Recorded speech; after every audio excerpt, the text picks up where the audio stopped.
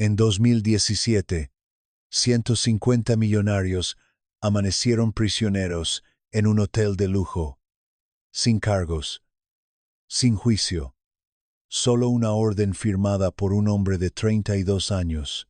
Ese hombre prometía al mundo una nueva Arabia, pero en las sombras construía algo muy distinto, un reino donde el miedo no se grita, se susurra. Su nombre es Mohammed bin Salman, y esta es la historia que no te cuentan en las portadas. Nació en 1985, el séptimo hijo de uno de los 25 hijos del rey. Nadie apostaba por él. En los pasillos de mármol de los palacios reales, Mohammed bin Salman era un rostro más, sin formación militar destacada, sin carrera diplomática, sin el prestigio que otros príncipes habían construido durante décadas, pero tenía algo que los demás habían olvidado: ambición sin límites. Cuando su padre llegó al trono en 2015, el joven príncipe tenía 29 años. En cuestión de meses, acumuló más poder que cualquier príncipe en la historia moderna del país.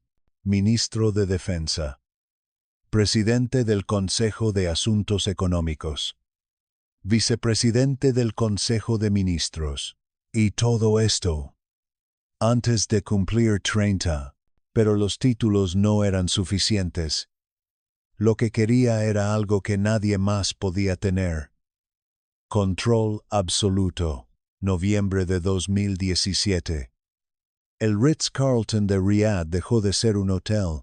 En una sola noche, más de 200 empresarios, príncipes y exministros fueron arrestados. Algunos de los hombres más ricos del planeta, encerrados en habitaciones de lujo convertidas en celdas. La razón oficial: lucha contra la corrupción. La realidad: eliminación sistemática de cualquiera que pudiera hacerle sombra.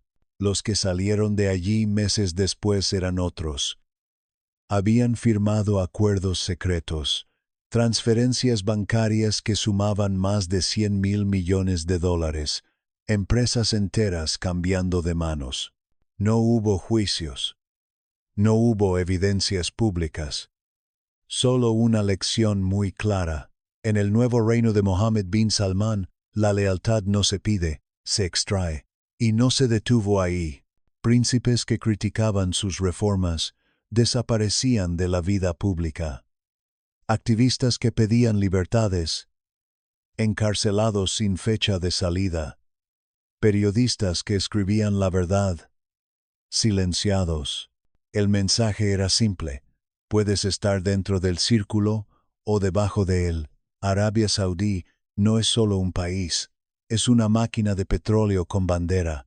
Cada día, más de 10 millones de barriles salen de sus desiertos, el 12% del petróleo mundial, suficiente para mover economías o destruirlas. Y Mohammed bin Salman lo sabe. Cuando los precios del crudo caen, Wall Street tiembla. Cuando Arabia decide reducir producción, Europa se pone nerviosa.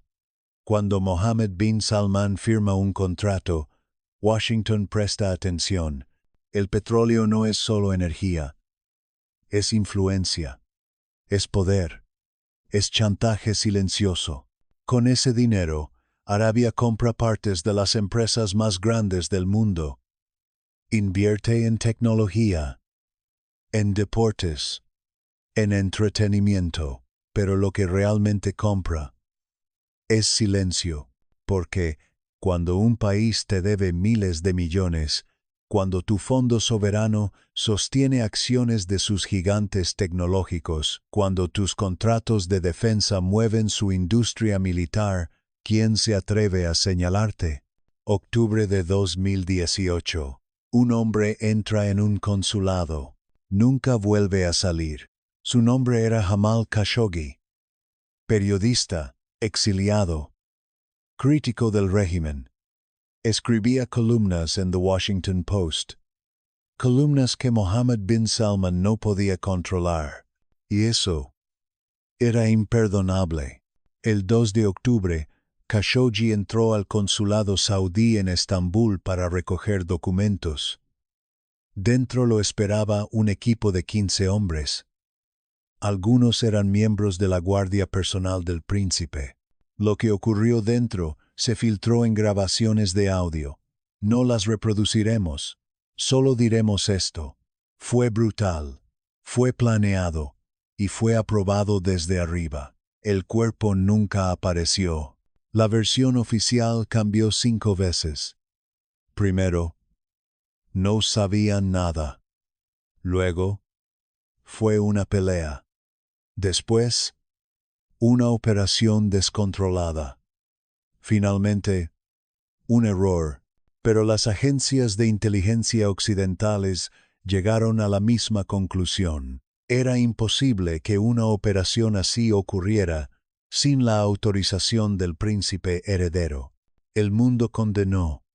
Algunos países suspendieron contratos. Hubo indignación global, pero Mohammed bin Salman siguió en el poder. Intocable, porque hay algo más fuerte que la justicia internacional. Los intereses económicos. Al mismo tiempo que los disidentes desaparecían, el príncipe vendía al mundo otra historia.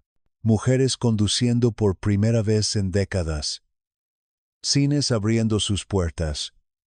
Conciertos de música occidental. Inversiones millonarias en turismo. Visión 2030. El plan para transformar Arabia Saudí en un país moderno. En Occidente, algunos lo llamaron revolucionario. Apareció en portadas. Dio entrevistas exclusivas. Se reunió con líderes tecnológicos en Silicon Valley. Firmó acuerdos multimillonarios. La imagen era perfecta. El príncipe joven que traía progreso al reino medieval, pero detrás de cada reforma había una realidad que no salía en las fotos. Mientras las mujeres podían conducir, las activistas que lucharon por ese derecho seguían en prisión. Mientras se abrían cines, los críticos del régimen eran torturados. Mientras se hablaba de apertura, la vigilancia digital se intensificaba. Las reformas eran reales, pero también lo era el terror, porque Mohammed bin Salman no quería modernizar el país por los derechos humanos. Lo hacía para consolidar su poder, para atraer inversión, para lavar su imagen, y funcionó. Miles de millones fluyeron hacia proyectos futuristas, ciudades de ciencia ficción en medio del desierto, rascacielos que desafían la gravedad, pero cuando miras de cerca, ves algo más. Una distracción gigante. Mientras el mundo miraba las luces de neón, nadie veía las sombras. Mohammed bin Salman no gobierna solo Arabia Saudí. Mueve piezas en el tablero global. Con Estados Unidos mantiene una alianza histórica. Armas a cambio de petróleo. Con China firma contratos energéticos masivos. Con Rusia coordina precios del crudo. Con Israel establece acercamientos secretos que antes eran impensables. En cada mesa tiene algo que todos quieren, y él lo sabe, pero su ambición también tiene costos. La guerra en Yemen, respaldada por Arabia Saudí, ha dejado cientos de miles de muertos. El bloqueo a Qatar fracturó el Golfo. La rivalidad con Irán mantiene la región al borde, porque para Mohammed bin Salman, el poder no solo se ejerce dentro, se proyecta fuera, y quien controla el petróleo, controla el futuro. Entonces, ¿quién es realmente Mohammed bin Salman? ¿El líder joven que trajo cambio a un reino estancado? ¿El visionario que imagina ciudades del futuro? ¿O el gobernante que silencia disidentes con métodos medievales? ¿El príncipe que ordena asesinatos y llama a eso seguridad nacional? La respuesta no es una u otra, es ambas.